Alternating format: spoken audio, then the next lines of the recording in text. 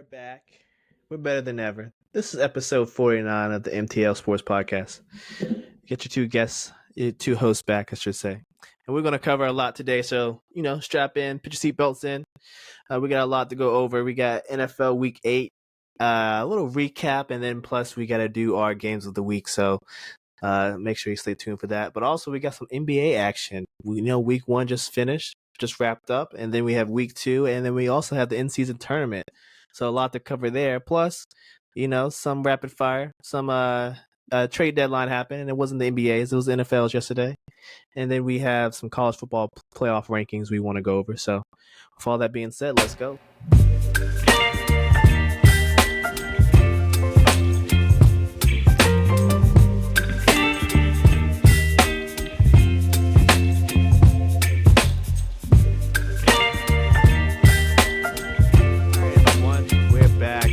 Off the first segment of this episode with some NFL. We just had a trade deadline happen yesterday, but we'll go over that stuff in rapid fire. But we do want to recap Week 8, last week's action, just very briefly, and then get into some predictions, our games of the week. So, Lawrence, I'll let you start first. What were your takeaways from Week 8? My takeaways from Week 8. All right, Chris Godwin, heartbreaker. Just turn around quicker, bud. Panthers, now the best team in the NFL.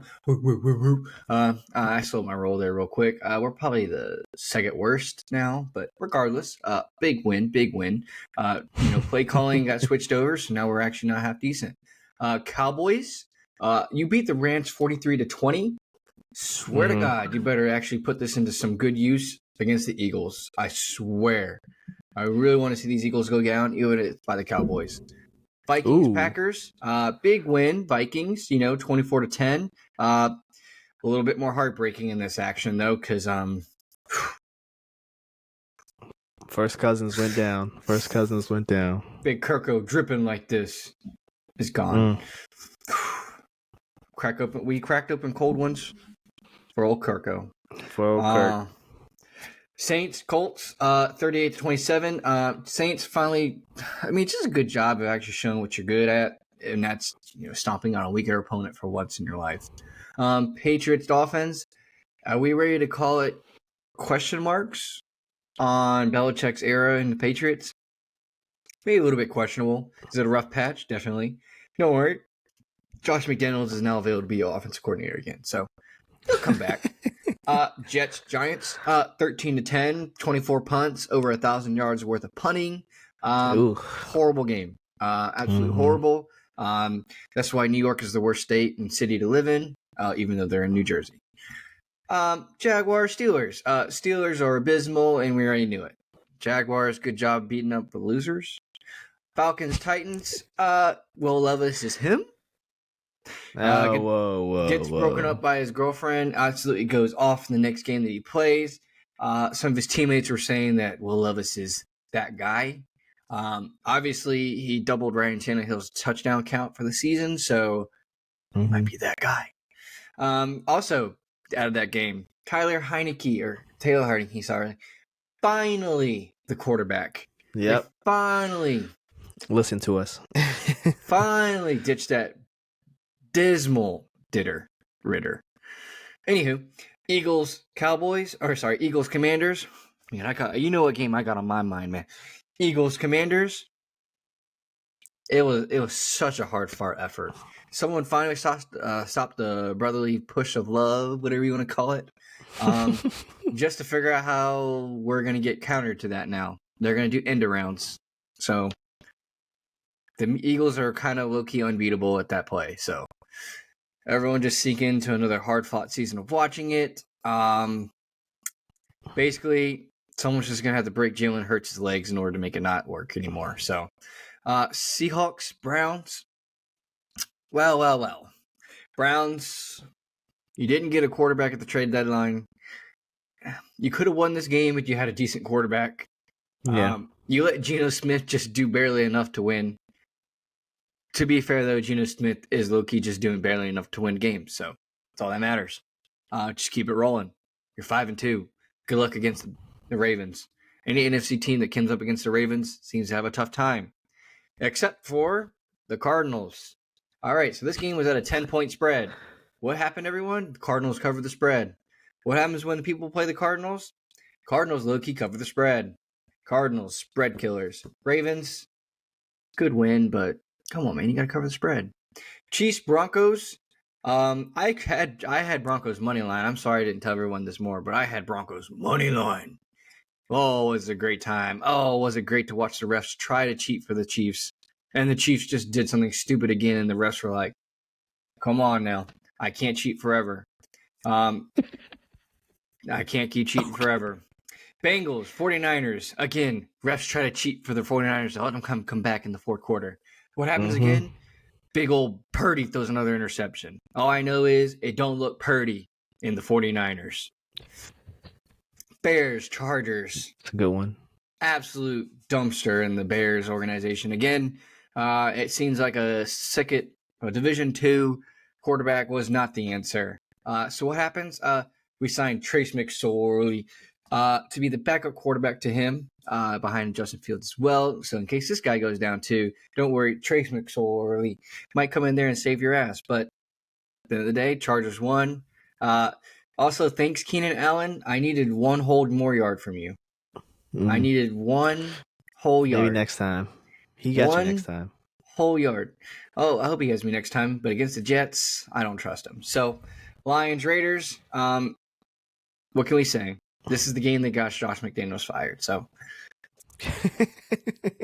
oh, and it also cost Jimmy G his job. So, yeah, don't forget that part. Yeah. Don't forget that part. It was abysmal. I'm not even going to blame Jimmy G for it either. He was not even allowed to have more than 2.5 seconds in the pocket. And the Lions, everyone was crapping on the Lions for not picking up edge rushers or pass rushers or any kind of defensive line at all. And everyone was giving them crap because Montez Sweat went here and Chase Young went here. But the Lions just show that doesn't matter. We weren't looking at the Raiders and being like, yo, that's the worst O-line in the NFL. But the Lions low-key made them look like the worst O-line in the NFL. So I think when the Lions want to turn it on, they'll turn it on. They got their ass kicked by the Ravens. They wanted revenge. So that's the recap of this past week. Leading into that, y'all want this next week's best games, games to freaking watch.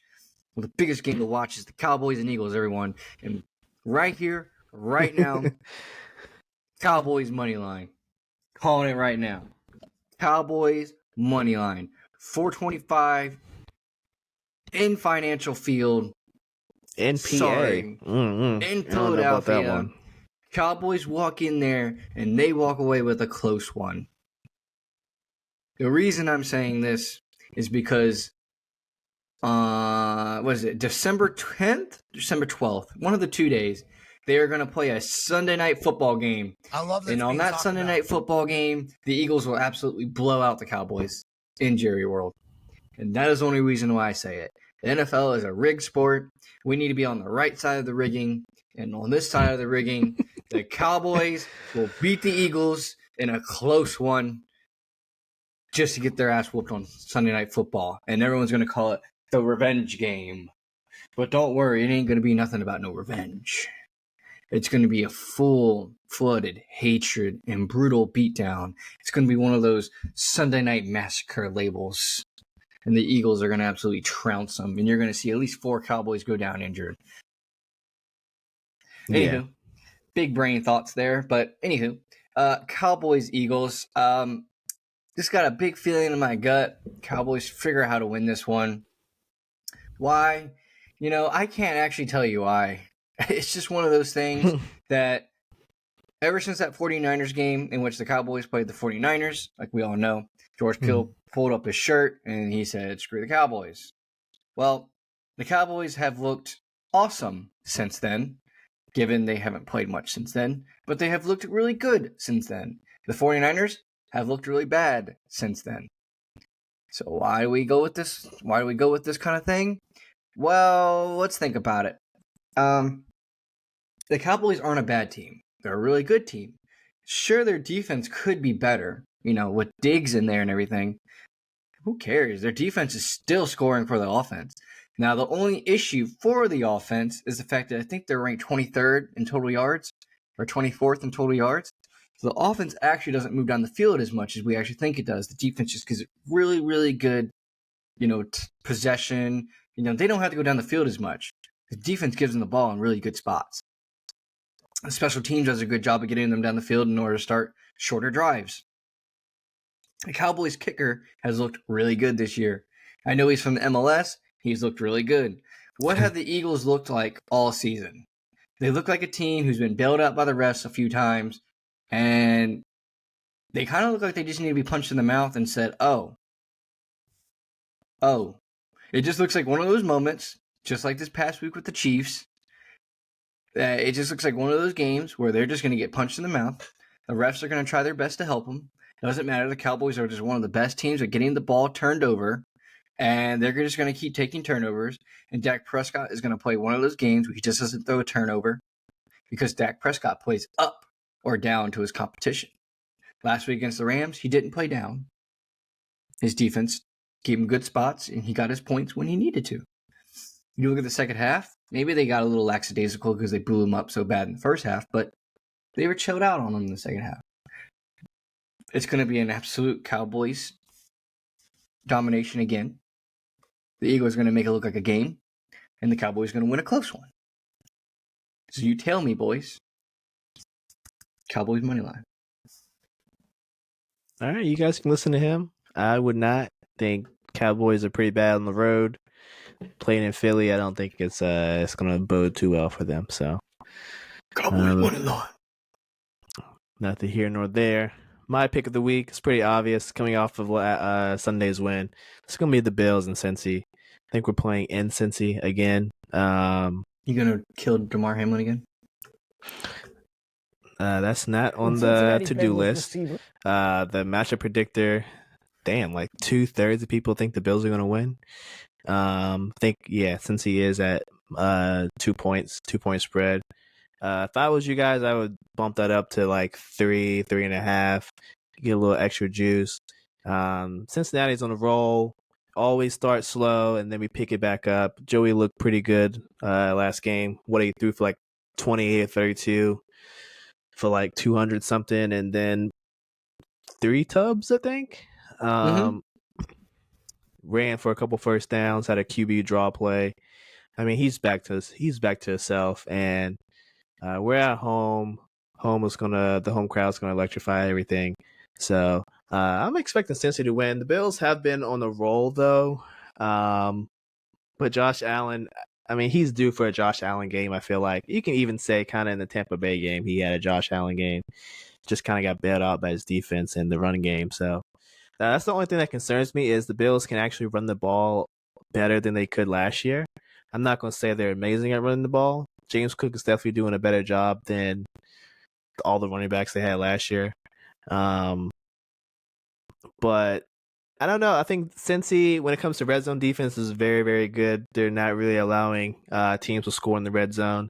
You can see the 49ers game. You can see some of the other games, like the Rams, where the Rams got in the red zone like 4 or 5 times, and I think they only scored once. So the red zone defense is really good. I think the Bills probably won't have any problems driving the ball up and down the field, but when it comes time to score, it's probably just going to be field goals for them. And as Unc says, field goals help you lose games, not win. So if they kick a bunch of field goals, the Bills are going to lose. Since he's going to punch a couple touchdowns in, Joey's feeling himself. Jamar, Boyd, Higgs, all feeling themselves. So, and the defense too, especially, Pratt and Wilson and even Hendrickson, even though he got hurt a little bit, he was still going after Mr. Brock Purdy on Sunday and still forcing that fumble on that last drive, which was kind of like just a poop drive. They just wanted some points, but it doesn't really matter. He's probably going to be okay. So, with all that being said, yeah, I would take Cincy money line or boost the spread to about 3.5. And if he really balls it, I would boost it to 6.5, which is what I will be doing. You're going to take the Bengals to win by 6? To win by touchdown, yeah. All right. Well, my only question to you is Trey Henderson playing or? Oh yeah, he's fine. I feel like his ankle. It was his ankle, but he finished the game and he looked okay. And like he forced that fumble on that last drive, so I think he's fine. Well, I will say the new Bills' number one corner is Rasul Douglas, so that's part of the trade deadline. We'll talk about later, but I give the background. I agree. I think the Bengals win this game. I thought the Bills were going to be favorited based on that predictor. But good catch there. Good catch. I don't know about a whole touchdown, but Yeah, whole touchdown's pretty ballsy, but I can definitely see a field goal. Okay. Well, for the next one, we're going to jump straight into it. And it's going to be a back-to-back Chiefs loss. Chiefs losing two straight. Chiefs losing two straight. Now let me give you the reason why. Let me give you the rundown, boys. So, Dolphins, they went to Germany on Monday. They gave them the day off on Tuesday to go enjoy Germany. On the last day of October, those boys, they went out and they drank. There's videos of them on YouTube and TikTok of them drinking at Oktoberfest around Germany. There you go. Those boys had themselves basically a unifier. They hung out with the boys. They had a little boozy. They had a little fun. Oh man, they're feeling themselves now. Don't worry. On Wednesday today, they went into whatever facility they were gonna go train at. Got hooked up to some IVs, pumped up full of fluids. Hangover is completely washed if they ever got one. No hangover. No hangover. They had their quick and nice, easy walkthrough on Wednesday. Maybe a little light practice. Don't worry, they're going to have full practice Thursday and Friday in Germany. Chiefs, however, are not going to leave until Thursday evening. Oh, and they will arrive there Friday morning. They will have to figure out how to get their sleep schedule corrected in order to have good, sound sleep by the game on Sunday morning. That's not going to happen. And you know that they're going to go have fun on Saturday, too. When they get their little day off, some of them are going to go have fun on Saturday. The reason why, so far in all the England games, the team who went there first looked much better. My whole prediction is, Dolphins went there first. They're going to look way better. Also, give me the fact that they had a whole day off on Tuesday, and then they spent the rest of the week getting ready. The Chiefs are going to get their day off on Saturday. If I get my day off on Saturday, you think I'm actually going to get ready for the game? Like, go hang out in the hotel? No, I'm going to go sightseeing. I'm going to go hang out. I'm going to go see what the city has to offer. I ain't been to Germany very much. I ain't been to Germany. Okay? Travis Kelce got caught going to a freaking World Series game and then trying to fly over to Kansas City to play a game. And then he got caught. And he wasn't ready for it. I'm sorry, Denver, to play a game, and he wasn't ready for it. They're going to get caught. They showed him on the Megatron, right? You got caught, bro. You got caught. I know he probably wanted to get seen. Don't matter. You shouldn't have been there because you didn't look good at all. Don't worry, your boy didn't look good either. Mahomes, he didn't look very good either. But Mahomes, he's got a busted ass finger on his non-throwing finger. Now we see how the flu, right? He was hooked up to the IV on the sideline. Yeah, and we see how we kind of saw how Herbert's looking with his busted finger. So, give me the Dolphins here. They already went to Germany. They're ready. They're hanging out in Germany. They're already their sleep schedule is already aligned. They're ready for Germany. Chiefs, you can't do it. You just can't. Like, you're going too late. Every team, I don't know how you haven't learned yet. Every team who's gone that late, they don't play well. And they said apparently their flight out is at 9:00 on Thursday evening. It's a 9 hours and 30-minute flight. Oh. So you're telling me they're not getting there until Friday morning. And essentially all of them have to go immediately to go to bed. But they're going to go to sleep on the plane. So they're all going to be kind of out of whack because they're got that jet lag. So they're going to be completely out of whack. Give me Dolphins money line. Give it to me. Also, give me Tyreek Hill 70-plus yards and anytime touchdown. Give it to me. Tyreek's going to get his. He's well rested. Defense is a little sluggish. He'll catch him off guard. Maybe also give me a little Waddle in there too. I would do what I did last week and have that Hill Mostert anytime TD parlay won me a lot of money last week, so that's what I would do because I don't think the Chiefs defense, like you said, they're not going to be up to snuff. They're not going to be ready to play. The under I wouldn't touch because I don't think the Chiefs going to be able to score with the Dolphins. So the Dolphins might put up points, but I don't think the Chiefs will, especially if you, like you said, Mahomes' hand is all fucked up. I don't think that's going to happen. This is one of those things. It just screams Dolphins. So I'm saying that, and the last time I told you guys something screams something, I was wrong. So go against me. Yeah. No, I think this is one you have to hammer, and you're not going to win every time you hammer something, but when you do hammer something and you win, it does feel good. My second pick for this week, honestly, there's not a lot of good games to choose from. I think I'll go with Seattle, Baltimore, 1:00 game, CBS. We're in Baltimore for this one. Like you said, for whatever reason, when NFC teams play Baltimore, it doesn't matter if it's on the road or they're in Baltimore, they kind of just get destroyed. So It's been a trend. Yeah, and I know Lamar didn't look too good last week. But Seahawks defense is kind of iffy. Sometimes they show up, sometimes they don't. So OBJ, he like walked to the locker room or to the sideline the other day and was frustrated. I guess he's hurt. He's been hurt since the first game, so I don't know what's going on there. Guess yeah, so you can see the injury report right here. I don't know if I would truly say Baltimore's going to cover the spread. I feel like the Seahawks will keep it close. I think Geno will do enough to keep Seattle in the game somewhat. But I don't know. This is a funny game. I don't know which way to lean, to be honest. My gut's telling me Baltimore, but I don't know. I just feel like after last week's performance against the Cardinals, and I know a lot of people sleep on the Cardinals, I'm just not impressed with the Ravens thus far. I mean, they had a couple good wins, mainly the Lions, but I don't know. I don't know. It might just be me, but something's just not clicking with these guys. And I know they put all this, talent around Lamar on the offensive side of the ball, but it's just not clicking. And whether I don't know if that's due to injuries, guys in and out the lineup, or there's like some chemistry issues that we don't know about inside the locker room, but I don't know. They should definitely be a lot better and play a lot better than we've seen through 8 weeks. But yeah, I'm gonna go with Baltimore. But like I said, Seattle will keep it close. Something interesting that I thought. It was very interesting to see that the Ravens turned down a trade for Josh Jacobs. I thought that would have been a really good trade on their part, mainly because their running back room is always hurt. They always have an injured running back. Josh Jacobs has pretty much shown that he's, I wouldn't say a workhorse, but he kind of plays every single game.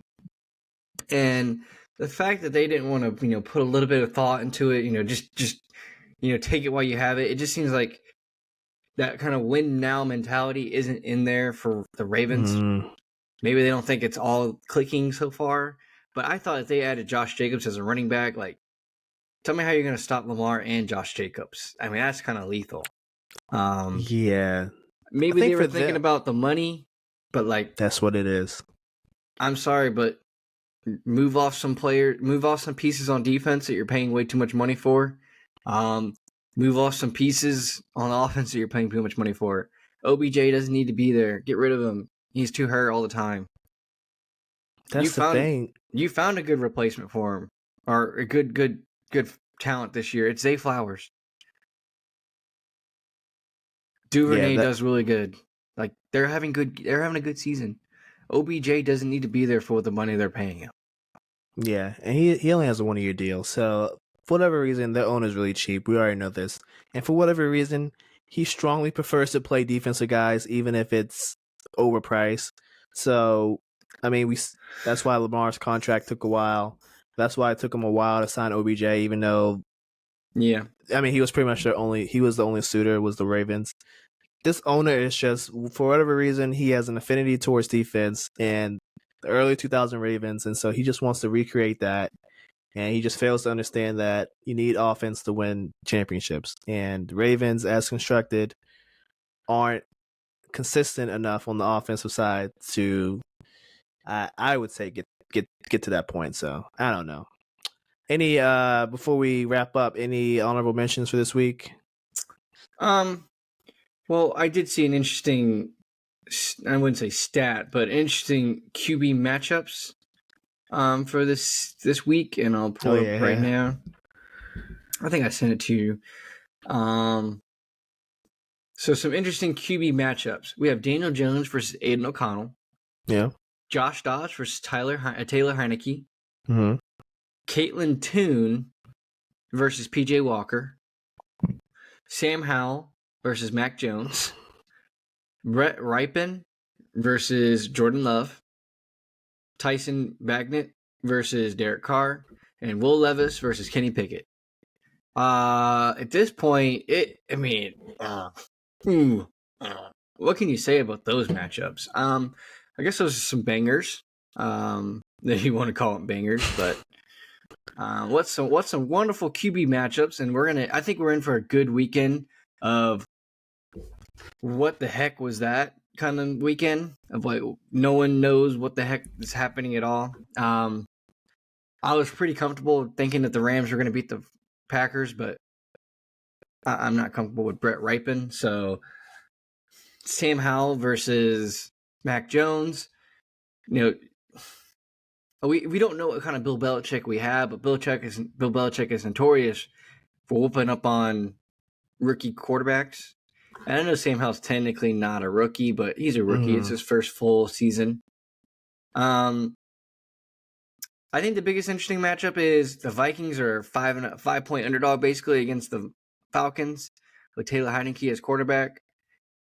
Bro, this might be the first time the Falcons are favorites. And you saw how the line changed just because Ritter's not as a quarterback. So I kind of like Aiden O'Connell to beat Daniel Jones. Daniel Jones has looked really bad. Tyrod Taylor looked better than him. Yeah. So there's some upsets brewing all in these lot. There's some upsets everywhere. But I'm going to go with the main upsets. I'm going to go Cowboys, Dolphins. Going to toss another one out there just to be cute for you guys.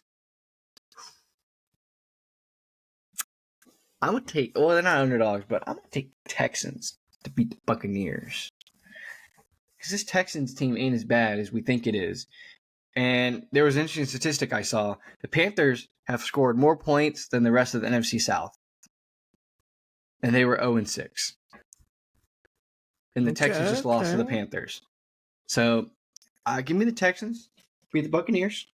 Give me the Cowboys to beat the Eagles. And give me the Dolphins. All on a parlay. Hit it. You heard it from the man. You heard it. All right. With that being said, we are wrapping up Week 8 and Week 9 of the NFL. Stay tuned for next week's episode where we'll recap Week 9, and then also we'll do our mid-season recap next week as well. So stay tuned for that. But coming up next, guys, we got some NBA action, some in-season tournament discussions we have to get done. Right, so everyone, we're please back stay tuned. And we're ready to discuss some NBA. We've pretty much done week 1 of the NBA. Last week was the first week. Last Tuesday was the tip-off game. We had the Lakers and I forgot the games. Let me pull them up. But let's do a quick week 1 recap. Lawrence, what are your takeaways from week 1 of the NBA? Well, I don't have any clear-cut takeaways from the week 1 because I didn't watch every game, obviously. There's too much that happens in the NBA. Sorry, not sorry. But if you want me to tackle some standings, how I feel about some few teams, yeah, let me chime my hat into the pot real quick. Everyone is, pooping on these Detroit Pistons, including yourself, Markel. Detroit Pistons are gonna make the play-in. Hammer that right now. That's one of my Charles Barkley's guarantees. So we know it's not going to happen, but my guarantee: Pistons make the play-in. I'm not saying they make it to the playoffs. I'm saying they make it to the play-in. We'll see what I think about the Pistons a little bit more in a little bit. Toronto is absolutely crap. I don't think Milwaukee looks all that good either, to be honest. We were completely wrong about Washington. They are oof. I don't think Atlanta's very good either. I think Orlando is a little underwhelming. What happened to Paulo Banchero? Dude, the man hasn't even scored more than 20 points yet. Like, what the heck? Like, yeah, he's having a sophomore slump for sure. Oh my god, he looks awful. Are the Clippers actually like that? Well, I guess we'll find out tonight against the Lakers. Dude, the Clippers going to beat the Lakers tonight, Marco? Clippers beat the Lakers tonight, Marco? Sacramento is like obviously the best team in the NBA, so let's not slouch. Just kidding, guys. I'm just kidding, guys. Just kidding. Dallas looked horrible in the preseason. They haven't really played anyone yet, but they look really good in the regular season. So they're kicking ass. We'll wait until they get their ass kicked, and then we'll say something bad about them. Other than that, OKC looks really good. And Scoot Henderson is an absolute bum, and I can't believe I ever said he was a Rookie of the Year candidate. He's trash. Well, those were some hot takes for sure. What hot as you can see, I had no hot takes. The Pistons making the play-in is absolutely ridiculous. I don't know. You're ridiculous. Monty Williams is that guy. I don't know about that one, folks. But my takeaways. We'll start with opening night. Yeah, not a good night for the Lakers. They hung in there, but the Nuggets were just too much. They were hitting all their shots. The Lakers were just missing everything. And then the Suns-Warriors game was actually really good. I thought the Warriors were going to pull that one off. I think Bradley Beal didn't play, but Booker and KD played, and the Warriors look good. I'm not going to go over every week or every day, but my takeaways are, the Wizards, not too good, y'all. I was at the game Monday night against the Celtics. The whole play-in thing, I don't think it's going to happen. I think their main culprit is, of course, the defense, and we already said that. They're young. They're not going to want to play defense. They're just going to want to outscore people. They can't really score consistently, and they damn sure can't play defense. And then number two, I'm going to say it. I'm going to be the first one to say it. They have a pool problem. I showed up to the game, and this man is shooting the Wizards out the game as they are actively making like somewhat of a run to get back into the game and make it competitive. And he's just shooting them out the game. And I know, I'm going to say this. Him and Tyus Jones, they can't be on the floor at the same time, because if you watch the games, or if you go to the games like me, if you go to the games, you obviously see a little bit more. This man is calling for the ball every possession, just throwing his hand up. And then, of course, Tyus Jones is going to give him the ball because he's getting paid, the second most on the team. So, get the ball a little bit more. And Tyus Jones doesn't facilitate anyway. But this man, he's just shooting. He's like still behaving like he's on the Warriors. And he doesn't understand that, hey, this is a whole new team. We don't need you to be Steph. We just need you to play like good basketball. And they have enough talent to win some of these games. But if you just keep acting like you're Steph Curry when you're not, you're just going to make your team worse. So at some point, definitely by the trade deadline, they're going to get rid of one of those guys, because I don't think they can coexist.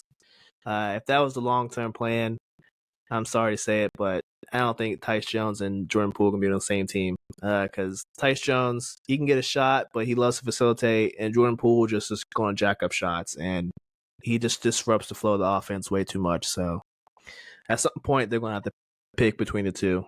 So my other hot take, the Celtics, they're really good, but I think so far the defense is just not there, and Porzingis has just not been that big of a defensive threat as I thought he would be, and as many others would think. But it's only been 1 week, so we'll see. We'll see how things go. And the Thunder are surprisingly really good, and they played some decent teams. So that's that. But let's move on. Let's get into some in-season tournament. That's what we want to talk about for this segment.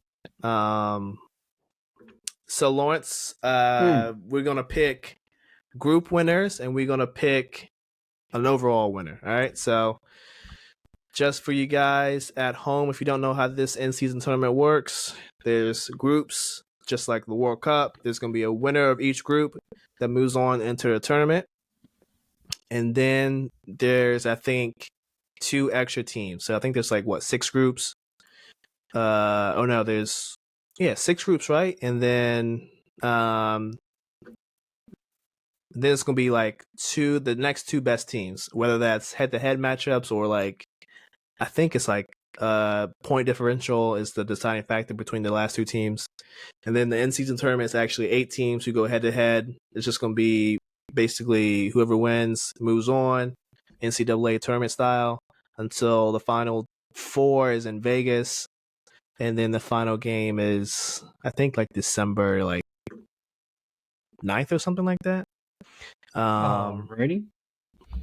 So we're gonna pick group winners, and the groups are on the screen right now. So I don't know if you can see it, but let's pick our Group A winners. What do you got? Ooh, so all right. So Eastern Conference Group A winner, Detroit Pistons. Oh my god. This man is in love with the Pistons for whatever reason. Oh my god. Okay, so reason behind Pistons winning Group A. All right. Cleveland, a little beat up. Not gonna lie to you. A little beat they up. are beat up. Yeah. Indiana Pacers, they look a little sus. They don't look like they're a complete team. It looks like there's something a little off there. 76ers, no offense, Embiid is not going to give a crap about this tournament. No offense. Embiid is not going to give one crap. He's not going to get himself hurt during the in-season tournament, during the group stage, none of that. What people have to play for the in-season tournament is horse crap. There is nothing for really, really good teams. There is no incentive to really play hard in it. And maybe if you got maybe you got incentive in the playoffs, or I don't know, maybe the Eastern Conference won the in-season tournament. Doesn't matter about record, you automatically get home field advantage in the finals or whatever. Maybe something along those lines, in which you'd give a good team on the Eastern side or the Western side some incentive to try to go and win it. So, with that being said, the Cleveland Cavaliers are probably going to use this in the group stage and everything. They're going to probably use it to regroup. We don't want Donovan Mitchell to get hurt. Darius Garland's already hurt. We still got a lot of banged up pieces everywhere else. What's up with some guys who might help us in the playoffs get a little better? Indiana Pacers can't trust him. And Philadelphia, they're not going to... Philadelphia's in limbo for one. They just got rid of Harden. They got a lot of haul back, but they're going to be questionable for a little bit. And also, Embiid's not going to get himself hurt during this tournament. Sorry, not sorry. So that being said, you have the Hawks versus the Pistons. Who do I think is better between the Hawks and the Pistons? Pistons, baby. Give me that Monty Williams. I just think this team is, they're scrappy. They play hardcore defense. And they can just score enough points because of their defense. So give me the Pistons to win this group. Give me the Pistons. Yeah, I might have to reject that one. That's a big X for me. Pistons are pretty bad. They do play pretty good defense. One of the Thompson twins, I think it's Asor. I think he's on there. Yeah, he's really good at defense. Offense, not so much. He has to definitely improve, but he's got 14 points tonight. What you talking about, man? He can basically only lay the ball up, but they're not going to win this group. I think it's going to come down to the Hawks or the Sixers, and I'm going to go with the Sixers. But now, before the trade, I would have said Hawks, but post-trade, I think the 76ers are going to take off. Maxey is finally free to be the second guy, to Robin, to Embiid's Batman. And you're right, Embiid's probably going to take it easy, but Maxey's putting up like 30 a game so far. This man is cooking people. And now he's even getting a bigger green light. So even if Joel wants to take a night off, with the new guys they got, I think they have more than enough firepower to win some of these group games. So I'm going to go Sixers. Moving on, Group B. I'm going to be very objective here. Miami will not win Group B. They definitely have some troubles so far. I'm going to pick All these teams are having troubles, honestly. I'm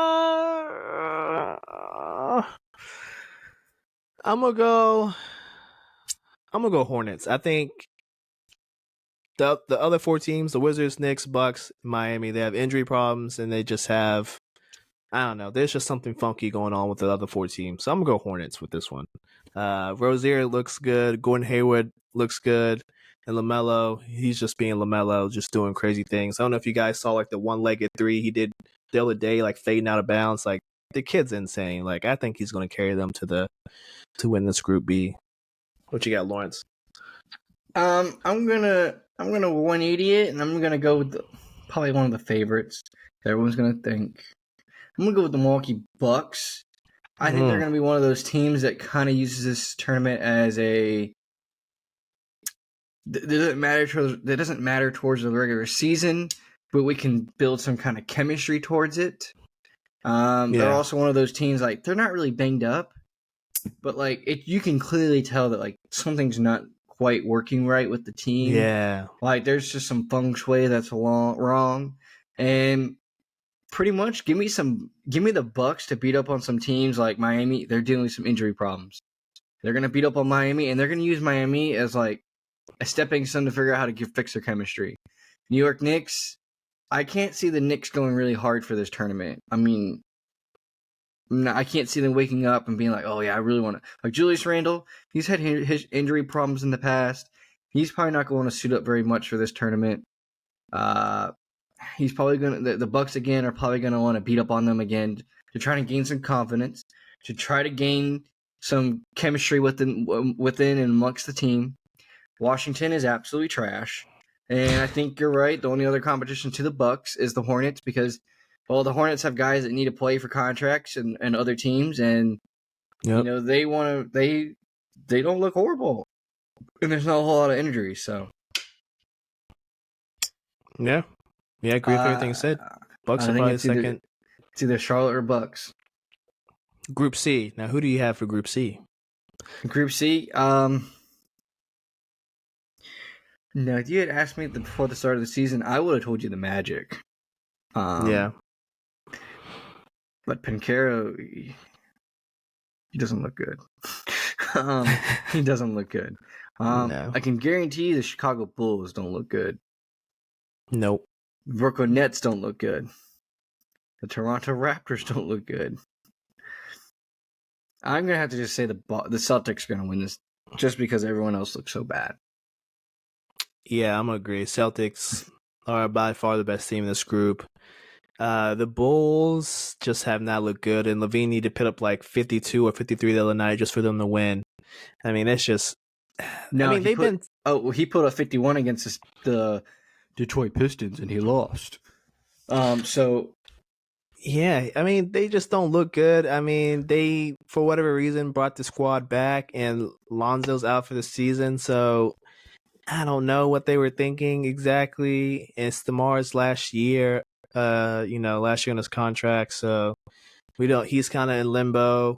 We look at the Nets, they don't really look, I mean, Ben Simmons has looked okay, but other than that, they don't really seem like they have the same swagger, the same energy as they did last season going into the playoffs. Magic just don't look like they're playing up to snuff so far, and the Raptors have their problems. So, yeah, I think it's the only team to go for is the Celtics. Celtics look pretty complete, minus their defensive problems. Let's move on to the West, though. West Group A. Who do you have for Group A? I mean, this is pretty. This group is actually. I take that back. I was going to say pretty stacked, but it's Lakers. So I'm going to throw a curveball at you. Yeah, it's either the Lakers or it's the Jazz. Phoenix.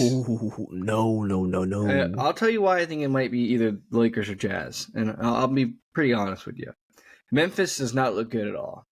Nope. Memphis without Ja has finally looked like a team that looks incomplete, and we've thought they were incomplete in the past, but they just kind of figured out ways to make up for the fact that they were incomplete with the pieces they had. No Steven Adams. Remember that? No Steven Adams, too, so that's 2 big pieces. No Steven Adams. No Brandon Clark so far either. No Dylan Brooks. Oh, you guys ran him out of town, but his tenacious defense is actually starting to look like you kind of miss it. Because you're asking Marcus Smart to not play as much defense anymore and try to get points. That's not his MO. Yep. Portland's just absolutely bad. They're real bad. Simmons is already gone. Not gone for the year, but Simmons is already gone. He's hurt. Yeah, Simons is gone. Sorry, Simons. Phoenix, Devin Booker's hurt.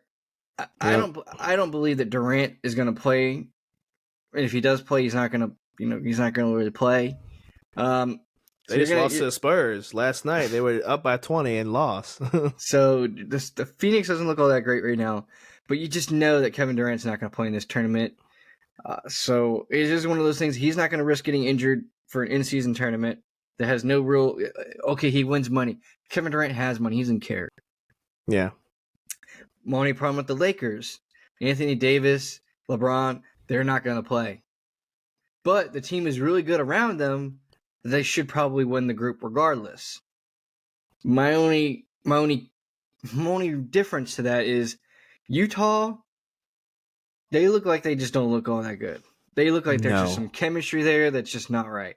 They're not all put together, but they're really talented in certain aspects of the game. And the thing with Utah, it's very clear to see, is this team is probably going to get blown up. And a lot of these guys are going to be gone at the trade deadline. Who those are, we don't know, but Mike Conley's probably going to leave. Well, Mike Conley's on the Timberwolves. Oh, sorry. Mike Conley's on Timberwolves. Sorry, I got that one wrong. I was thinking Jordan Clarkson. They're both on my fantasy team. So Jordan Clarkson's probably out of there at this point.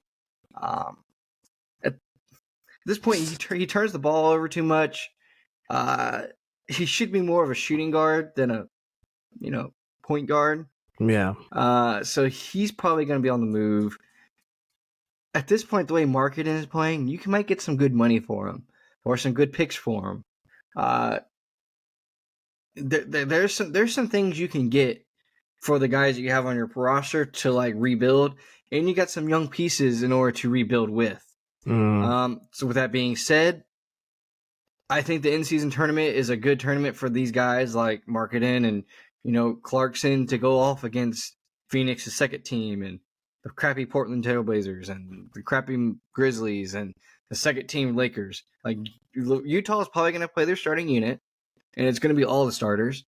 And those guys are all looking for places to be in the offseason or in season.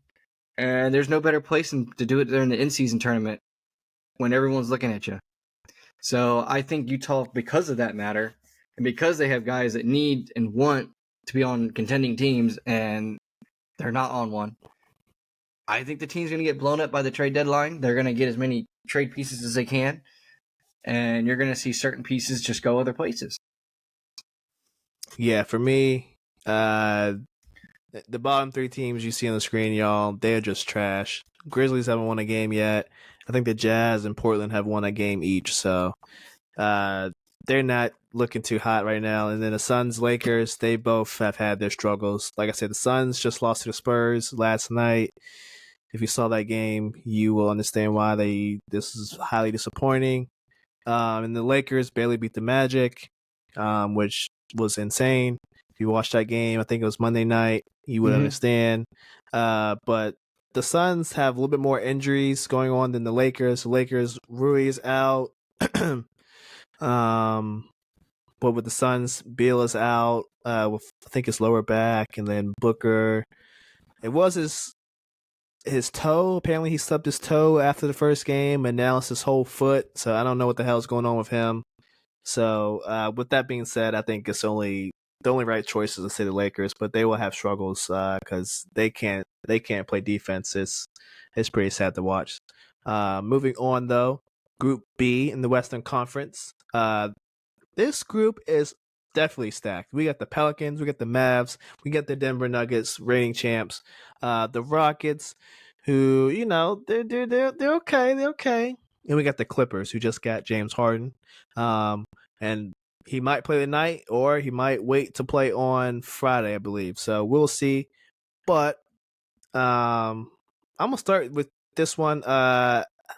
With the way things have been going, I think it's going to come down to honestly the Nuggets and the Mavs. The Mavs have been playing really, really well. As far as defense goes, it's been more timely defense for them, but offense, I mean, no one can stop them. Luka's just cooking. Man had like a 30-point triple-double the other night, just cooking folks.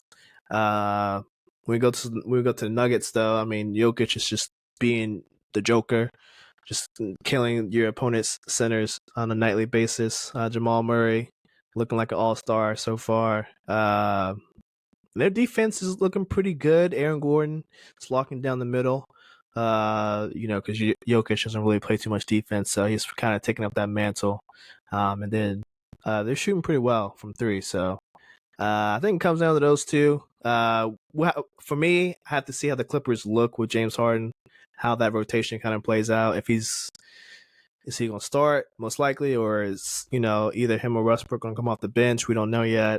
And then the Pelicans, I don't know if Trey Murphy is healthy yet, but he's not. Bi is out tonight, so yeah, so they got a little health issues, and at any point, Zion can go out too. So, with all that being said, I mean they have a chance, but I don't think it's a very great one. So, I'm gonna go with the Mavs to win the group because they have a lot to prove. They have more to prove than the Nuggets. Yeah, so I'm gonna go with Mavs. What about you, Lawrence? I was gonna go with Mavs. In my opinion, this is so. I think this all boils down to how teams actually play the in-season tournament. Mm-hmm. To be honest with you, I can't see older players caring much about it. And I just think it's more of the older players who aren't going to care about it. I think it's going to be one of those things that younger players, as they come in the league, they're going to care about it. It's older players who aren't going to care about it. So teams like the Clippers, as I believe and think about it now, you automatically got to write them off. Like Kawhi, Paul George, probably not Westbrook, because Westbrook just wants to go out there and compete every single night super hard. Yeah. But Harden, no, none of those three guys are going to give a crap. And if they have to play, they're just going to play bare minimum. They're not going to play very hard. Rockets, they're going to be one of those low key scrappy teams. And I could have seen them making a run in Group A. Like in a Group A, I could have seen them making a run against some like a Lakers team that doesn't have LeBron or AD playing, against the Phoenix Sun, and not like you can see them making kind of moves in that kind of group. But you just know that this Denver team, I don't want to say they're not cocky, but like they're going to be one of those teams that, like in this in-season tournament, they're going to start all their players and they're going to play hard because like the Mavericks for some reason, they have something to prove. And they have to prove that like they're still the best team, like we're gonna win the in-season tournament after winning the last year's tournament, last year's finals, like, and then we're gonna go on to win this finals. Like they're just like those guys. They're the assholes in the recess park on recess. They're just the assholes. Okay, that's how they act. That's how Jokic handles the game. It's a job to him, so he's gonna go out there and he's gonna play regardless. Yeah, the Mavs are that team who have older players, but they also have a lot of younger players, and it doesn't matter. Luka's going to play no matter what, so it's just that European mentality. So the Mavs are going to play everybody. Denver's going to play anybody. Sorry, Rockets, because of that, you're probably going to get pounched twice. New Orleans, on their hand, this is the team that's weird. I think if Bi can play, they might be interesting, but like Zion is one of those guys that, like, I know you're not a vet, but like you can't take this tournament and say like, oh, I'm not going to play it because I'm super good. Like, no offense, Zion, you're still not fully proven yet. I agree with that. Like if you went your whole rest of your career like injury ridden, you really have nothing to show for it. As you constantly hurt in and out of lineups. Sure, you might be as dominant on the court when you're playing, but key word is that when you're playing. So I think he's going to have to play this tournament hard. And then that kind of goes on the fact that, like, is McCollum going to play the tournament hard?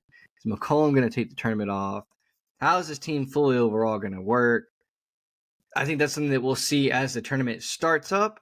But as we're looking in, based on what we think people are going to take the tournament for, just give me the Mavericks like you did, or give me the Nuggets. Regardless, it's going to be one of those two. if the Rockets were in a different group, and I literally could say about Group C too, if the Rockets were in that group, I think the Rockets could make splashes just because they're just going to try really hard.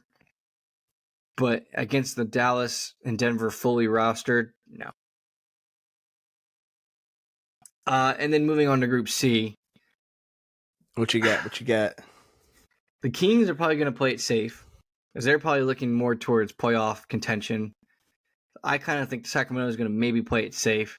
I was really hot. Maybe the Kings may not try to play it safe, but with injuries they do have to Fox, they probably don't want to add to it. They probably want to make sure he's safe, he's sound. San Antonio, I'm just going to say they're fighters, but they make a lot of mistakes, and I think they're easily taken advantage of to a team like the Timberwolves and OKC, who I think are both going to play the tournament really hard.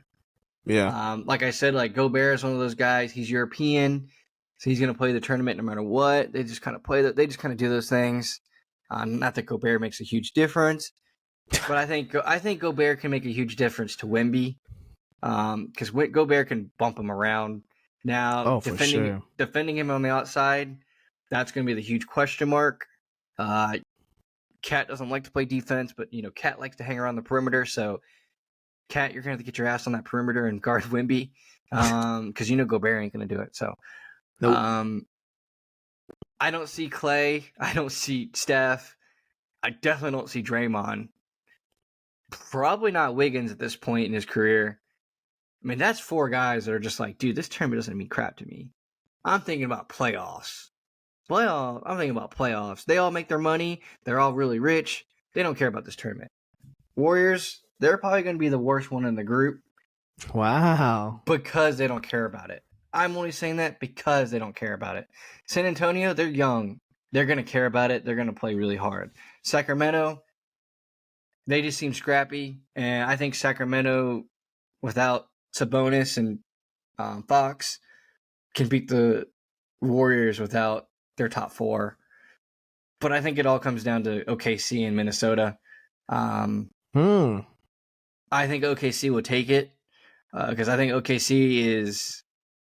I think at this point everyone's just sleeping on OKC and the fact of what they've built there. But OKC looks kind of scary right now. They play defense. They play timely defense really well. And they play. I think the biggest issue for OKC is going to be scoring at one point in the season. And no offense, but Utah, I think in this in-season tournament, you might get your pockets picked for Jordan Clarkson by the OKC Thunder. Like, OKC kind of needs scoring sometimes. Jordan Clarkson can give you scoring. And OKC needs to stop looking for SGA to do everything for them on the offensive side of the ball every single night. Like, you have to let SGA not score 35 points every single night. I know that's a lot to ask, but like, a guy can't just go out there every single night for you and score 35 points and make sure you win a game. He's going to have a night where maybe he tweaks his knee a little bit. He doesn't feel the greatest the whole rest of the game, and you're going to need guys to step up. And we've seen guys step up here and there, and we've seen guys step up on defense, but we haven't seen an offensive threat outside of SGA on a consistent basis, other than maybe Giddey. Even then, he kind of goes to sleep sometimes. So, I think Minnesota is also a threat because I think Cat, dude, Cat at this point, you haven't proven anything. No, you haven't proven anything. And this might be your one shot to prove something. Like, Cat could go out here. Cat could go out there and just dominate this Group C and basically the whole in-season tournament, because Cat has to say, like, dude, I barely made the playoffs. Like, I haven't done anything. If this season I can go out there and I can win the in-season tournament, my stock goes up just a little bit. Because we know Cat's a good player, but, like, dude, you haven't done anything. Like, you've done nothing. And this is your time. Like, you have good talent around you to prove that you can do something. So maybe do it. That's how I think about this group. I think it has to be Timberwolves or OKC. Yeah, I'm opposite. I think now before the Fox injury, I would say Kings, but with the whole Fox situation, well, first I saw 4 or 6 weeks, and then today I checked. They haven't put a time frame, so it could be game to game. It could be a week or two. We don't really know, but they're probably gonna keep it safe, considering tournament games start on Friday. So I'm gonna eliminate them out of contention. They're gonna keep it safe. So when I look at the rest of the group, Spurs, like you said, they're hot and then they're cold. They might go on a run, but it's more than likely they won't. I think they just make too many mistakes and they're just too inconsistent. Timberwolves, I don't have too much trust in. So when it comes for me, it comes down to the Warriors and Thunder. And the Warriors have gotten off to a great start. I think they're 3-1. For me, and I know we said the vets are gonna probably downplay this tournament, but I think for the Warriors, it makes a whole lot of sense to keep ahead while you're ahead because the West is so competitive. I feel like for them, they wanna stay in the top four because if they don't have home court advantage for at least a round or two, it's not going to go too well for them. And they seen what happened last year. They didn't have home court. I mean, it cost them that series against the Lakers, honestly. Like, if they would have had home court, those two first games at home probably would have made a difference, right? So I think for them, they're going to try, they got off to a good start. They're going to try to keep ahead while they're ahead, try to stay in that top three, top four in the West. So they're going to use these tournament games to, kind of stay ahead in the Western overall conference standings. And then the Thunder, like we both said, they're vastly underrated. SGA's having another great season. Somehow the books still don't understand that this man is going to put up 30 points a game.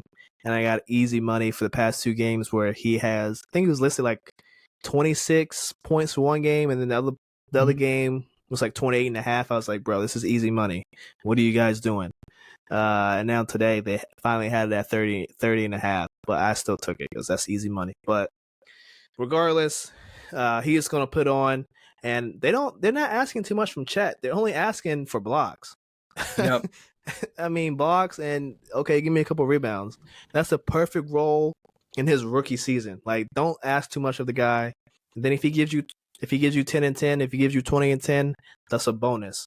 So they're pretty much the same team from last season. Just guys just got better. So, and they're gonna take this very, very seriously. So for me, it comes down to those two teams, and I'm gonna go with the more talented team. I think the Warriors are slightly more talented, and I think they're gonna take this maybe not as serious as the Thunder, but they will win enough games in the group for them to win. So I'm going Warriors. My only issue with the Warriors, like we said before, like we don't know how everyone's going to take this tournament. Like Warriors could easily just not play, and then we're just sitting here going, "Sorry, guys." Warriors just didn't send out Steph, and that's kind of all it would take is Steph not going out there. Because if Steph doesn't go out there, Clay's not going to go out there. Nah, I don't know about that because Clay's in a contract year. They already didn't extend him. They already signs reporting that they won't extend him until the off season. He's probably gonna be a free agent, so I think he's gonna play no matter what.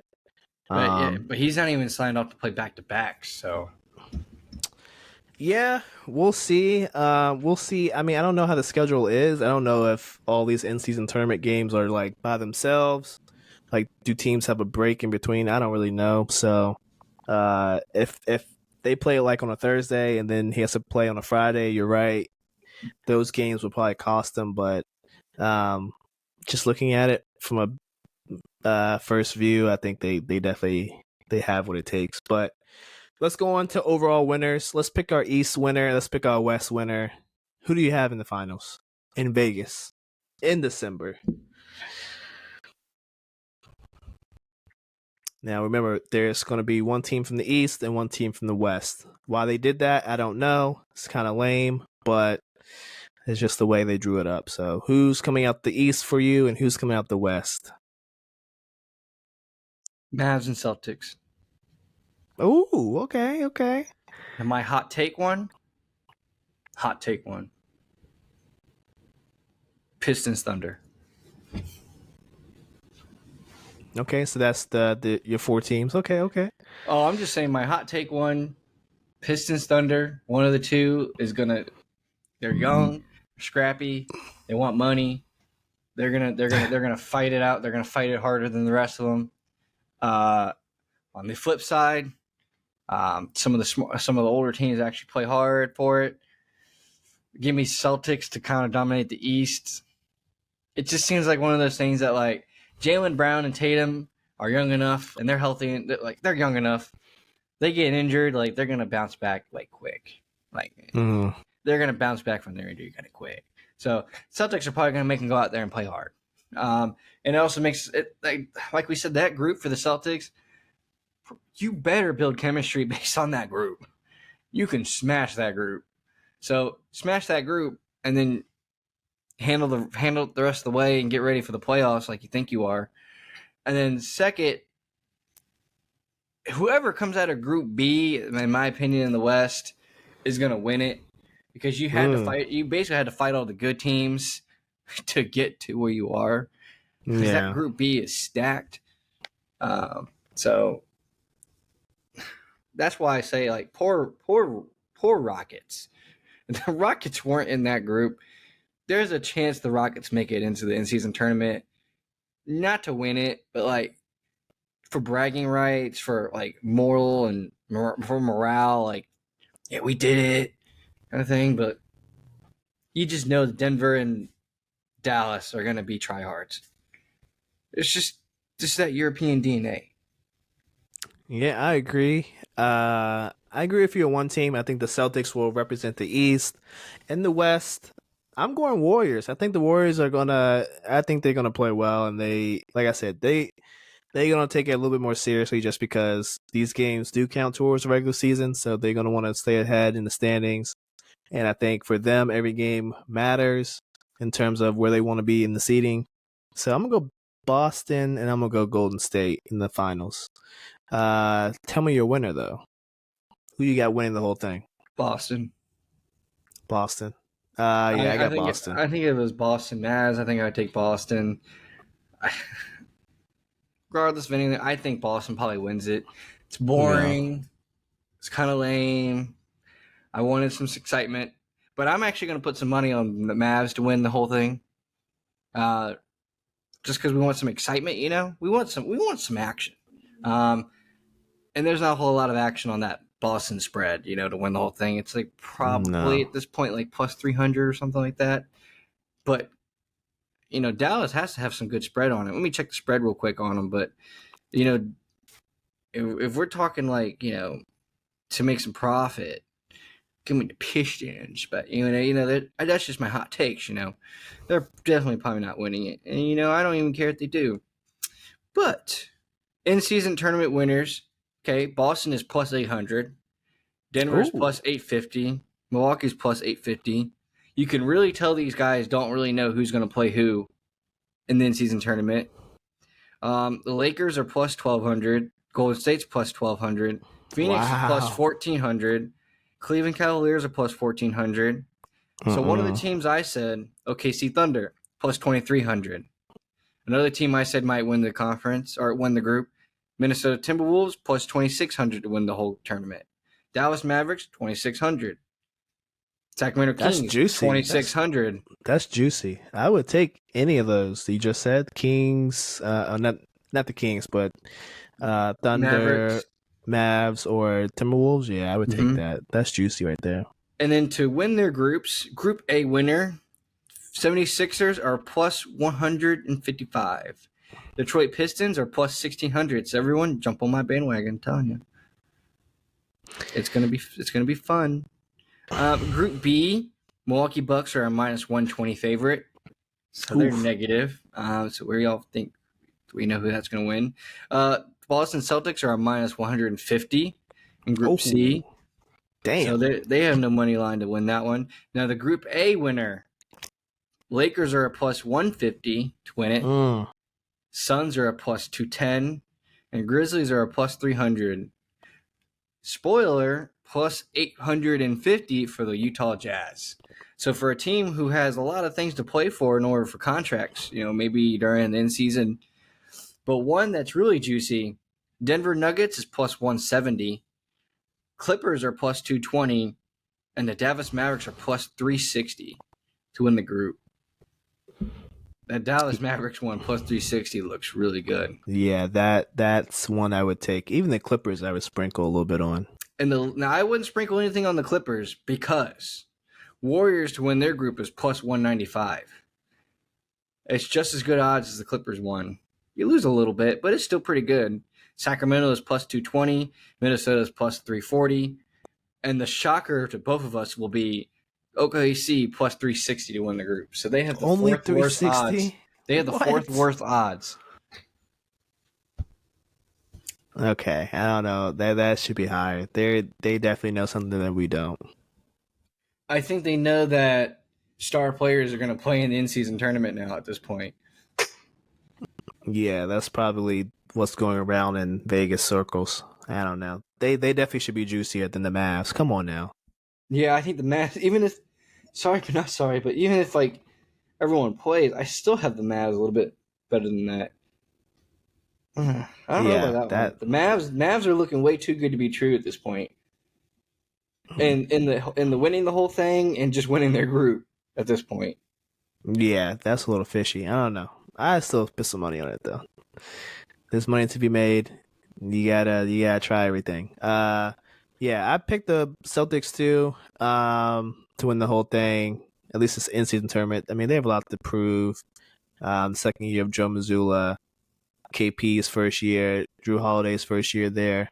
I mean, they're clicking so far. I mean, in my matchup against the Warriors, it's just one game. I think the Celtics will. If it was a series, yeah, Celtics probably won't win. But for one game, I got them getting hot for one game.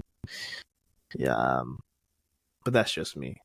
All right, we are done with the in-season tournament predictions. Like we said, first game starts on Friday, and games count towards the in-season tournament every Tuesday and Friday. So if you want to keep up to date with that, just watch the games on Tuesdays and Fridays.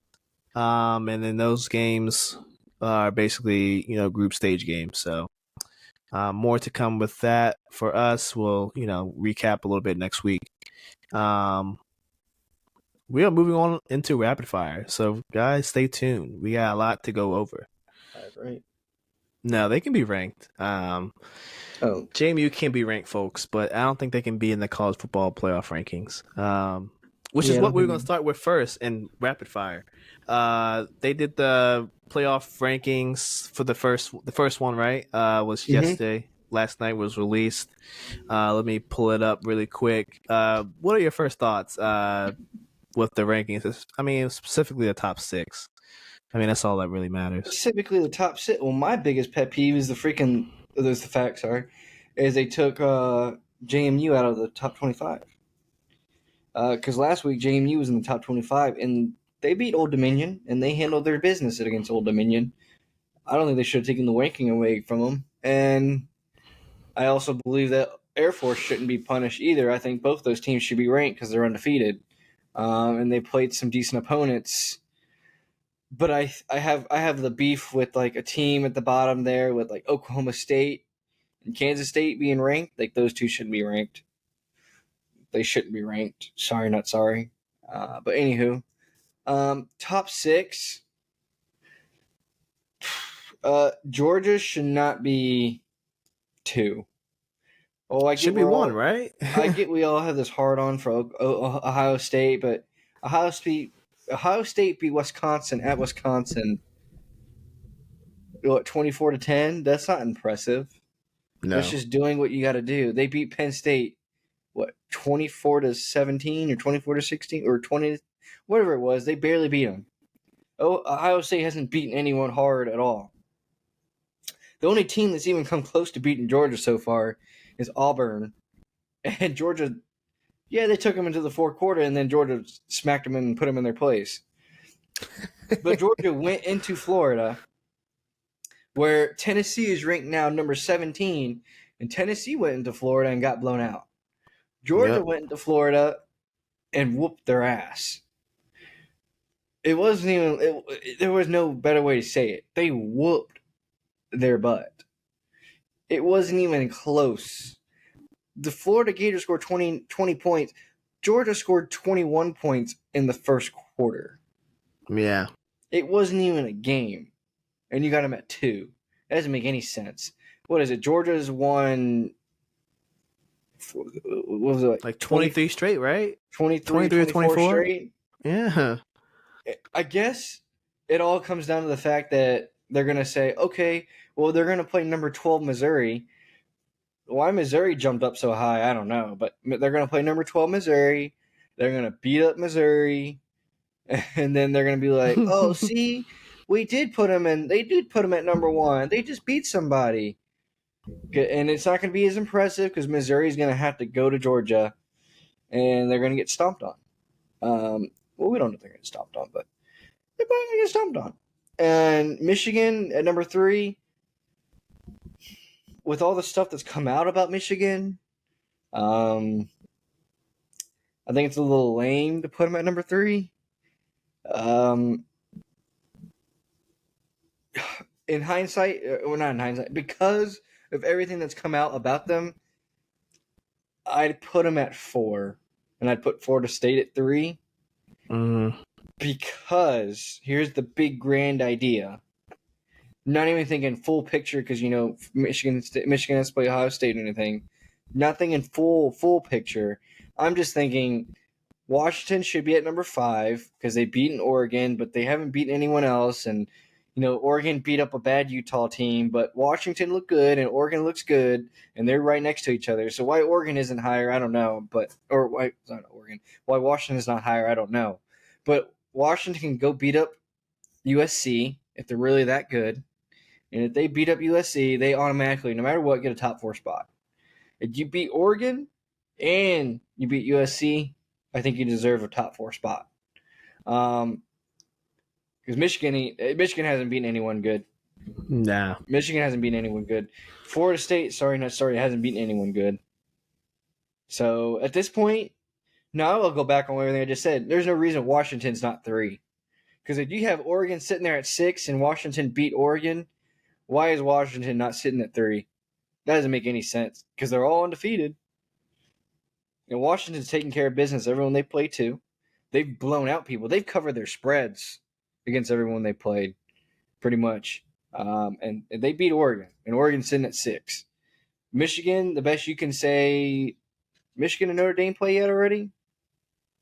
I don't know. I don't think so. I think Notre Dame, they have 2 losses. They lost to Louisville and they lost to Ohio State. Michigan and Notre Dame haven't even played. Michigan hasn't played anybody. They haven't played anybody. Florida State, you haven't played anybody. The only team you played is Duke, and their quarterback has half a leg now. So you beat half a leg Duke quarterback, and you beat Clemson. Beat Clemson, who lost to North Carolina State. Nothing's beat impressive. Miami too, right? Did they beat Miami? I don't think they play Miami. I don't know. They haven't played Miami. So, you haven't beaten anybody. And Washington's sitting at 5, and they're the only team who's beaten somebody other than the top 2.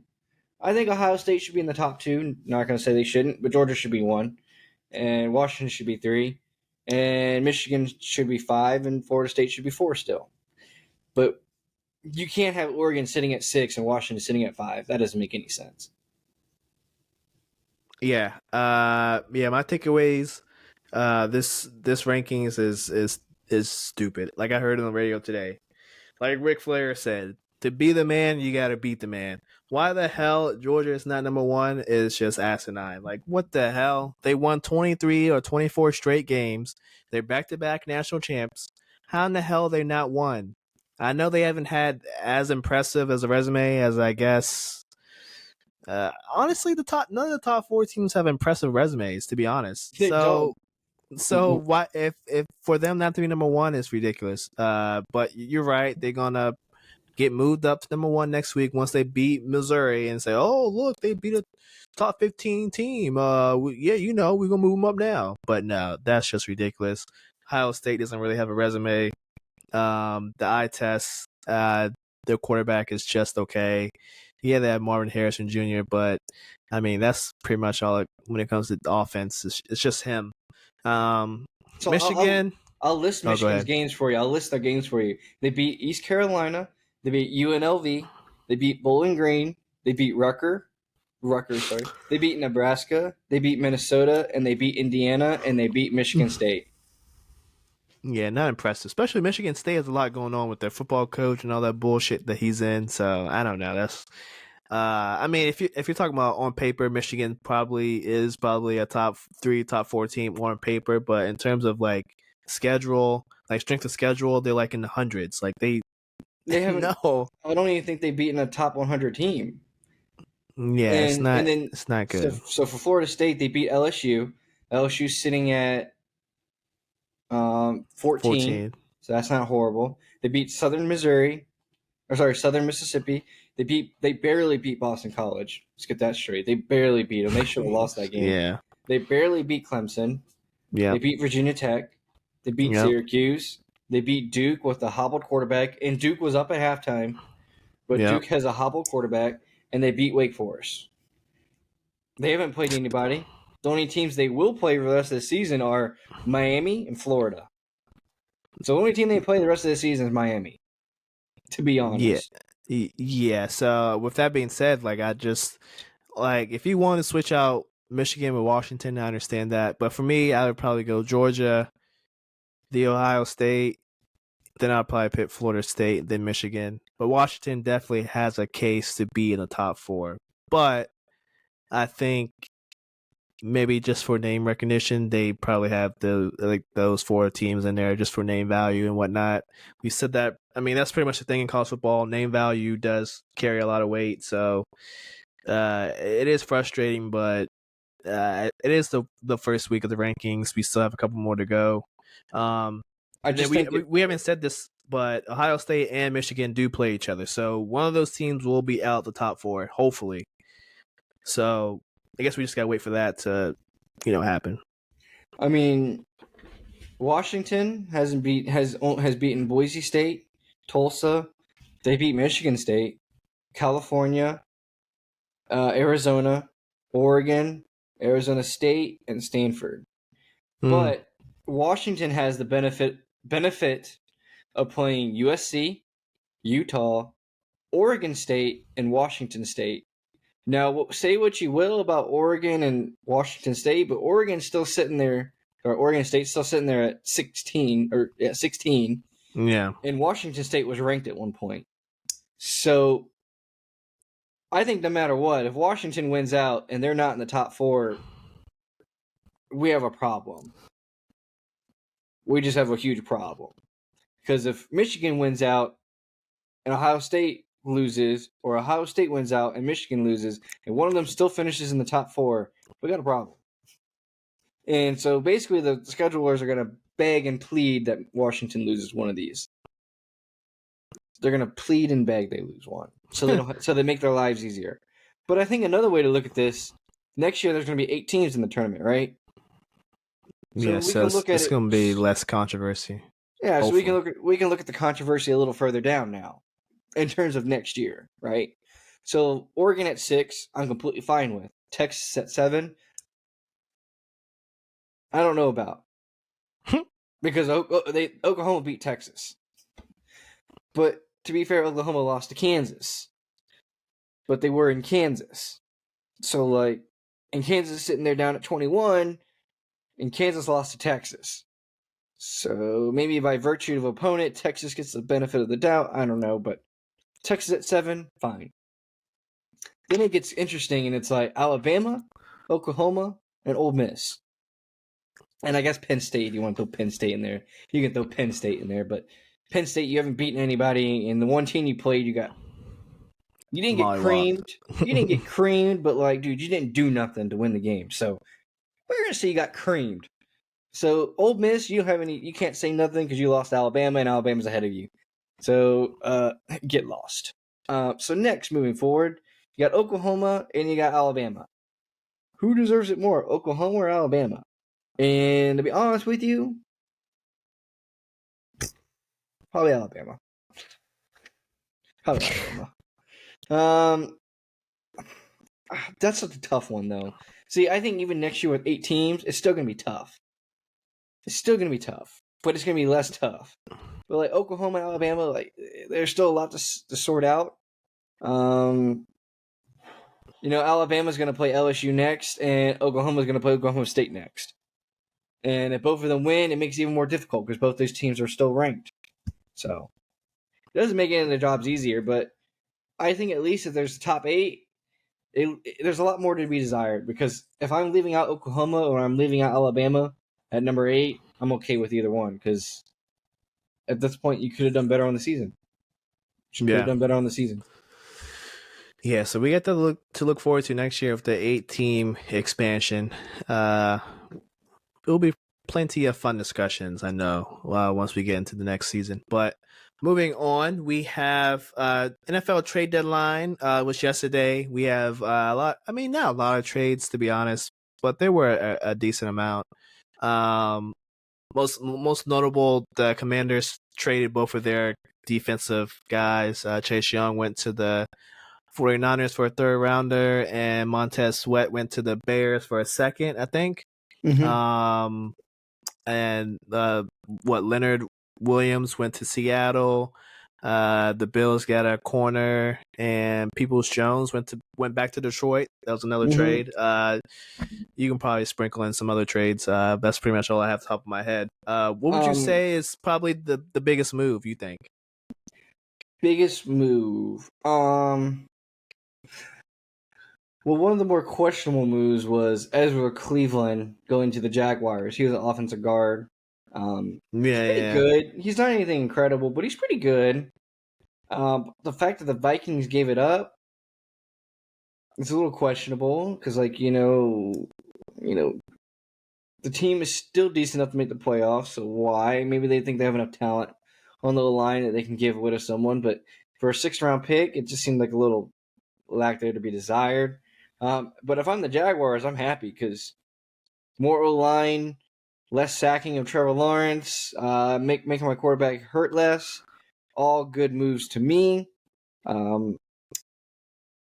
Next on the agenda, Bills. I think it was a good move adding Rasul Douglas. I just remember 3 years ago when he was a Panther. He just played really hard. He just seemed like he had a really good IQ. He really seemed like he was kind of like a leader. He was the second corner behind Dante, but he really became the first corner because Dante Jackson don't play a full season, so he was basically the leader, and he had a captain's badge for like a 1-year deal guy, which was crazy. So I remember Rasul Douglas, and I have nothing bad to say. I wish we would have kept him at this point. I mean, he's really good, but he's not great. But they just need corners. So I think it was a good pickup by the Bills. I think it kind of helps their secondary, but I think it mainly helps their D-line to get more coverage sacks, because I think that's something the Bills lack, is coverage sacks. Give the D-line enough time in order for coverage to do something, and then vice versa, the coverage to give the D-line enough time to do something. Now, you get really into it because the Peoples-Jones to the Lions, I don't think it's anything crazy. I think what it does for the Lions, I think it gives the Lions a really good punt returner and kick returner. They don't really have. Remember, Marvin Jones stepped away, so that's they kind of fill that hole. I don't know how many snaps he took though, but he took snaps, but he was more of a blocking guy. But in terms of like filling the void, in terms of like production, I think it maybe hinders Jameson Williams a little bit, because at this point we still wish we got more out of him based on when he was drafted. He just hasn't really fully lived up yet. But as a fantasy owner, the last game, Jahmyr Gibbs, dude, they finally let the man have the ball. And it was so annoying because he got him down to the 4-yard line. And then they put in, let me make sure I don't get it wrong, but I think it was Reynolds. To be he's the backup running back. And they put him in to be the to try to be at the goal line situation, and he fumbled the ball. And I was just like, if you just give the ball to Jahmyr Gibbs, just give him the ball. He's getting like 6 yards per carry. Just give him the ball. Yeah. It was just one of those things. But either way, I think it's Chris Richards. Whatever. Starts with an R. Last name starts with an R. Jahmyr Gibbs proved that if you just give him the ball, it's like a little bit of Alvin Kamara-esque. When a little bit more in his younger days. Just give him the ball and let him be in open space. He does some cool stuff with it. Yes, Alvin Kamara still does cool stuff with it, but Alvin Kamara's a little older now. He doesn't do as much cool stuff with it anymore in the open space. Yeah. But, Alvin Kamara is still a deadly weapon. So, but Jahmyr Gibbs just has that second foot in which he can make spin moves, he can make cut moves. But I think Donovan Peoples-Jones just kind of solidifies maybe more of a blocking kind of guy. I think the important aspect of the Donovan Peoples-Jones trade was he said he wanted a guy's guy, and he wanted guys who would. You just know in his brain he's saying guys are going to bite off a guy's kneecap. And I think that kind of dog pound, fight mentality. Yeah. I think a lot of Browns players have that. And Donovan Peoples-Jones hasn't been really used like he was last year in the Browns. So to get what you got for him, 6th-round pick, nothing special, but maybe we can get another wide receiver to fill his void next season. Browns kind of weren't using him anyways. Maybe the Lions can find a use for him. But the big one was the Commanders just offloading Young and Sweat. Which I get it. Maybe if you didn't want to pay him, that makes sense. But in reality, what you got for him was crap. You could have gotten more. Maybe not way too long. Maybe not Sweat. Oh, no, not Sweat. Maybe not Young because he's been hurt so much. But for Sweat, only to get a 2nd-round pick, like not even a 2nd and a 4th-round pick, like just a 2nd. I think it was just at that point it was just showing that they're just trying to offload, which doesn't make any sense because in the NFC, if you really think about the NFC, there's 2 good divisions: the East and the West. The South's going to have one team, and the North's going to have one team. Sorry, Vikings. I just not totally fully bought in yet. Maybe if Dobbs goes in there and goes off, but if Dobbs doesn't go in there and goes off, like the East is going to have 2, or the West is going to have 2. They're going to have the Seahawks and the 49ers. Rams and Cardinals, probably not.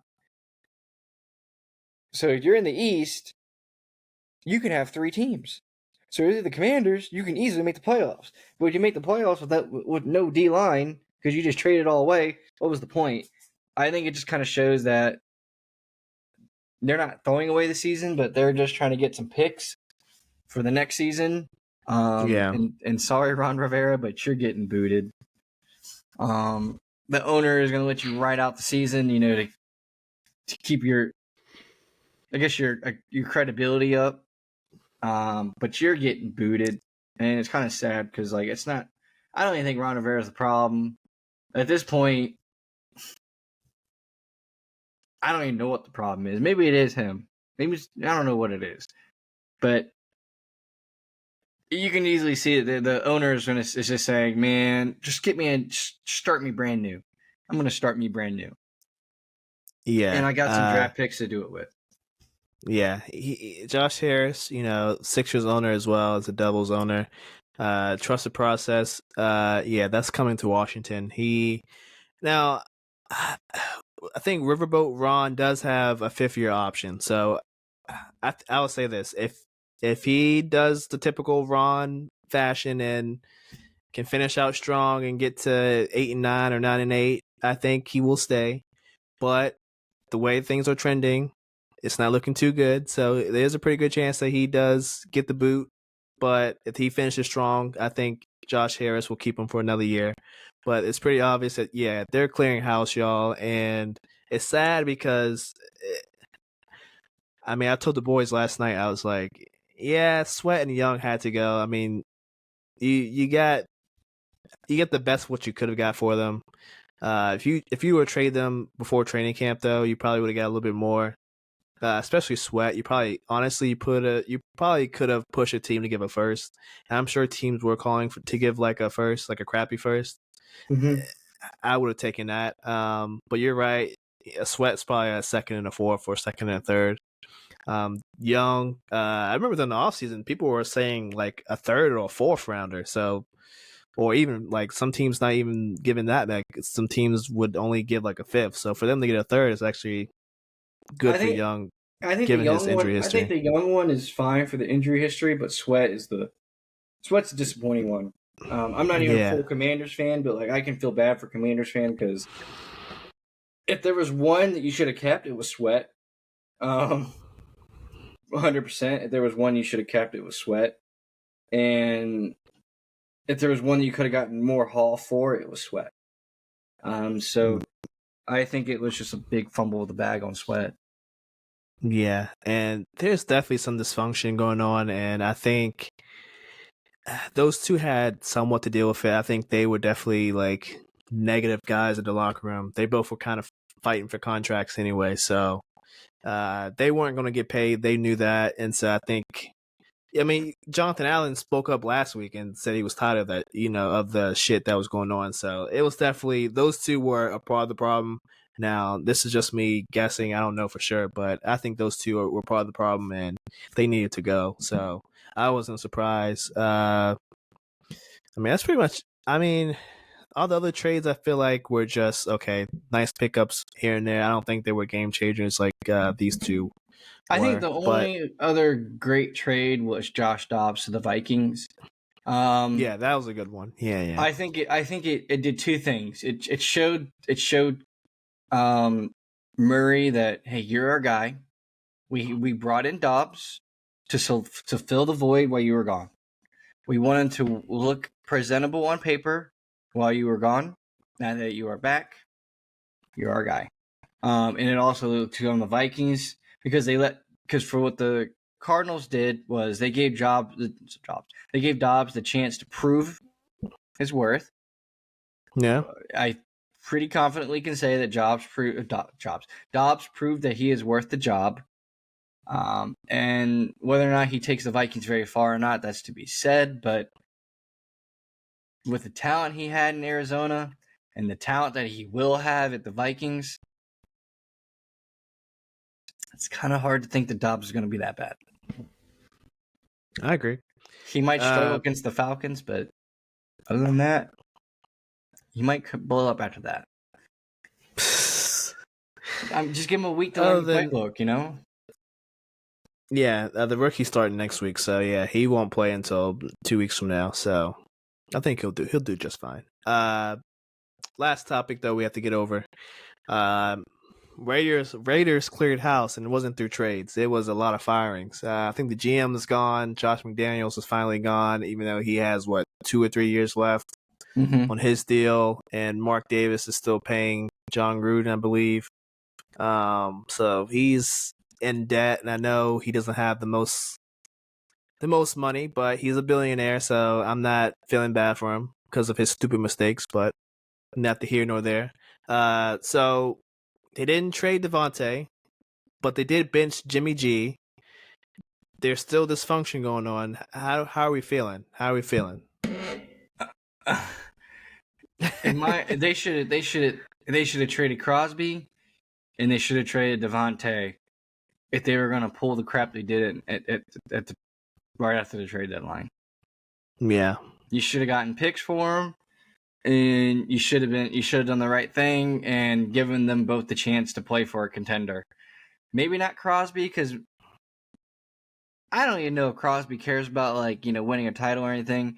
I think Crosby just cares about going out there and playing football, getting paid, and rehabbing from the alcohol abuse he had a problem with. I think Crosby's just happy at the point in life that he's at in order to just go out there and get paid. But it's very clear Devontae doesn't want to be there.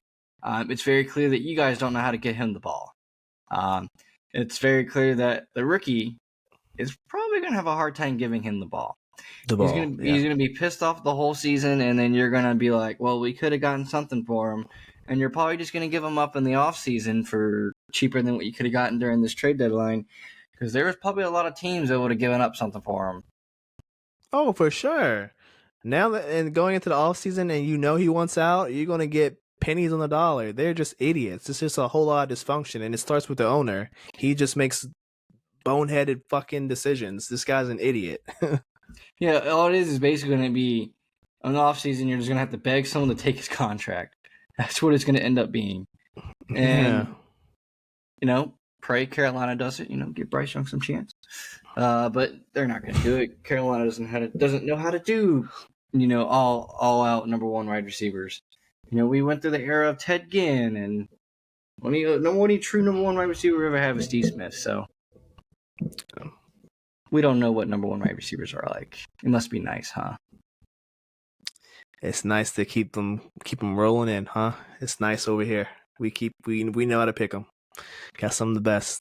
To ever put on a jersey. But Mark. I mean, yeah, it's sad because Devontae deserves to be on a contender. I mean, he's our generation probably one of the best receivers. I mean, him and Megatron they're up there. They're like 1 and 2.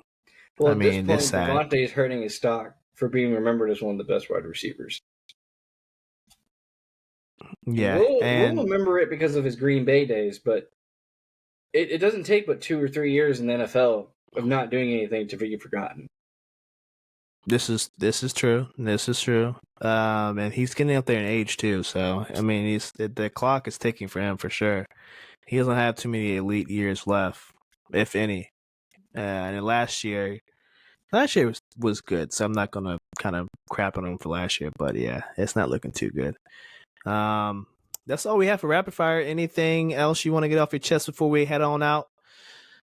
I'm gonna watch the Lakers game tonight. Hopefully they can beat the Clippers. Probably not though. Pistons suck. Yeah, they gave up that lead. You were pretty high on them. Oh, they're scrappy. Miami's down by 2 right now. They're probably gonna lose. So I don't know. I'm kind of butthurt about that. Butthurt about my bets not hitting tonight. So my first bad night in like 2 weeks. First bad night in 2 weeks for me. So hopefully the Lakers can do something tonight and make it all better. Yeah, I'll put some money on them one way or another. But that's all we got, folks. Thank you for tuning in. It's episode 49, MTL Sports Podcast. The Big 5-0 is next week. Stay tuned for that. Other than that, we are out. Have a good week, rest of your week, and enjoy some football and basketball and college football, all that good stuff. See y'all. See ya.